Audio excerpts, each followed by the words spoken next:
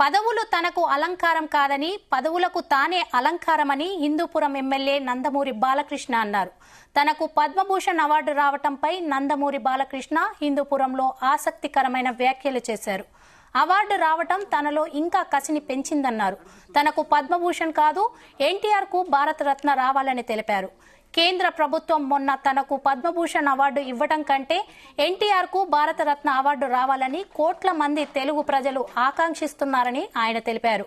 ఖచ్చితంగా నందమూరి తారక రామారావుకు భారతరత్న అవార్డు వస్తుందని నందమూరి బాలకృష్ణ ఆశాభావం వ్యక్తం చేశారు.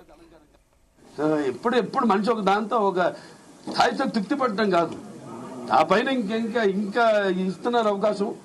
దాన్ని ఇంకా ఎలా మనల్ని మనం పదును పెట్టుకోవాలి అన్న ఒక తపన ఉండాలి. ఆ తపనే నన్ను నడిపిస్తుంది. అదే పుణ్య దంపతుల అమ్మగారు నాన్నగారి ఆశీస్సులు, ఆ కళమ్మ తల్లి ఆశీస్సులు, ప్రేక్షక దేవుల ప్రోత్సాహం. తప్పకుండా అండి వస్తుంది కూడా. అదే అందరి కోరికమ్మా, అందరి కోరిక.